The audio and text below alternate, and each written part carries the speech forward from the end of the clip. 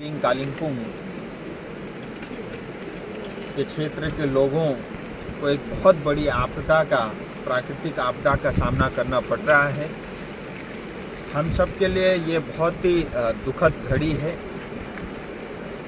और जैसा कि हम जानते हैं कि कल एकदम मध्य रात में जो घटना घटी, करीब 11:55 पे रात को जब सब लोग सो रहे थे, उस समय जो है नॉर्थ सिक्किम में पहला जो है क्लाउड बस्ट हुआ और उस समय 11:55 पे आईटीबीपी का सबसे पहले पोस्ट ध्वस्त हुआ। फिर ठीक उसके 10 मिनट बाद जो चुंगथुंग में जो ऊर्जा तिस्टा का प्रोजेक्ट है, डैम है, वो भी पूरी तरह ध्वस्त हुआ और वहाँ पे लोगों को संभलने का बहुत समय भी नहीं मिला, क्योंकि इतना कुछ बहुत थोड़े समय में ही हो गया। और उसके बाद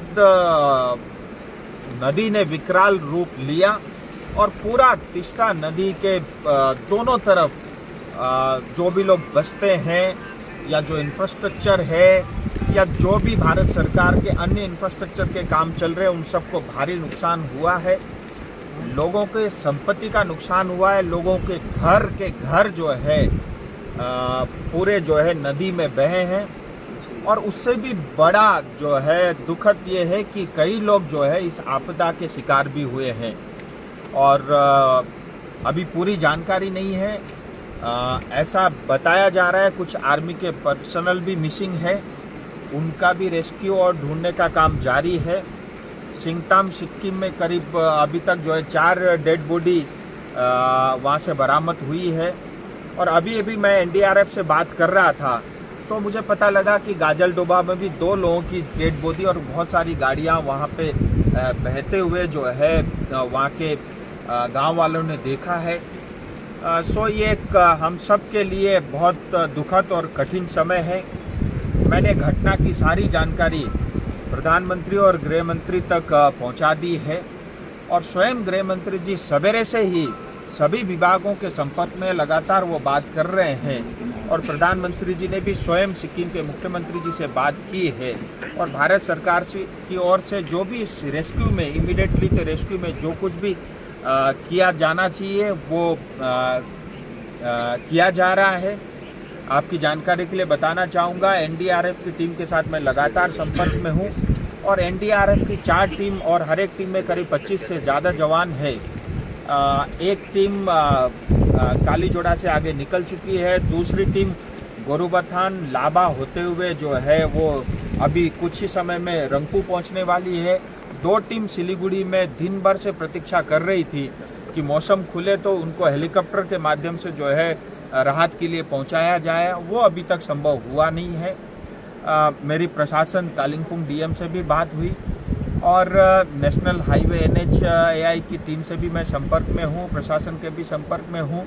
कुल मिला के ये एक ऐसा समय है, हम सब ने मिल करके इस प्राकृतिक आपदा से क्षेत्र को, जनता को निकालना है और जितना कम से कम क्षति पहुँचे वो हमारी पहली प्राथमिकता रहेगी।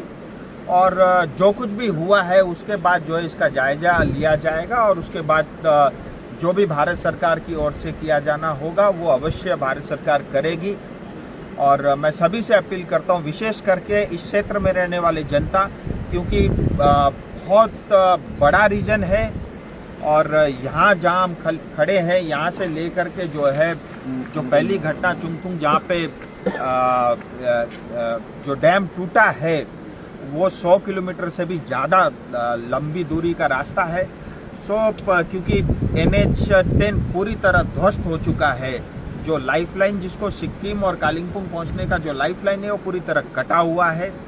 और इसलिए ऐसे क्षण में मैं पूरे समस्त पब्लिक से अपील करना चाहता हूं कि इस घड़ी में हम सब ने जहाँ कहीं भी हम हैं, जिनको कुछ भी इस कारण से उनकी तकलीफ हुई है उसको मदद करनी चाहिए, चाहे उनकी रहने की व्यवस्था हो, चाहे कुछ समय के लिए उनकी भोजन की व्यवस्था हो।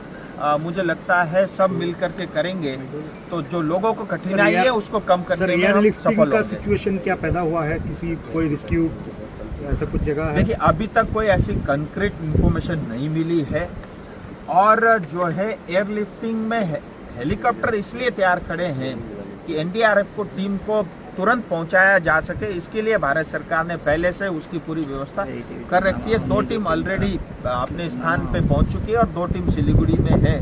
जो भी सिचुएशन होगा उसके हिसाब से मूवमेंट होगा, वो टेक्निकली अपना काम करते हैं। मुझे लगता है उसमें मैं ज़्यादा विश्लेषण करूं वो भी उचित नहीं है। और अभी जो हालात है वो थोड़ा सा बेहतर इसलिए लग रहा है क्योंकि पानी का जल स्तर जो है नदी का वो लगातार जो है घट रहा है और क्योंकि इसमें बहुत सारे डैम बने हैं। मैं बार बार ये कहता हूँ कि ये जो पूरा बहुत सेंसिटिव जोन है और यहाँ के विकास कार्य में बाकी जो कार्य प्लेन में जो काम होता है उससे अधिक ध्यान देने की आवश्यकता है। मैं बार बार इस चीज़ को बताता रहता हूँ और भविष्य में भी हमने इस सब बातों की चिंता अवश्य करनी होगी। नागालैंड सरकार टियर 500 मंथली लॉटरी पहिलो पुरस्कार 2.5 करोड़ ग्यारेंटी र अरू पनि थुप्रै पुरस्कार टिकट 500 रुपियाँ ड्र 30 सेप्टेम्बर पहिलो पुरस्कार केवल बिक्री भएका टिकटबाट टियर 7 मंथली लटरीमा 2.5 करोड़ विजेता वीरेन्द्र शर्मा के तपाई हुनुहुन्छ यसपालिको करोडपति। सिलगढी का 35 वर्ष पुरानो साथै एउटा विश्वसनीय नाम हिमालयन क्यान फर्निचर। अट्र्याक्टिभ क्यान फर्निचर को साथ साथ तपाईहरूको घर, अफिस, होटल, स्कुल अनि आउटडोर फर्निचर को एक मात्र complete solution. Himalayan cane furniture crystal, curl अन, sofa world, Tata still, Featherlite अनि अब्सेसन जस्तै धेरै नामी दामी ब्रान्ड्सको फर्निचर देखिनको लिएर फर्निशिङको निम्ति आजै आउनुहोस् Himalayan cane furniture. 0% इन्ट्रेस्टमा easy EMI को सुविधा पनि उपलब्ध छ र साथै पूजा अफर को लाभ उठाउनुहोस्। Himalayan cane furniture, hill cart road near Vishwadeep cinema, Siliguri.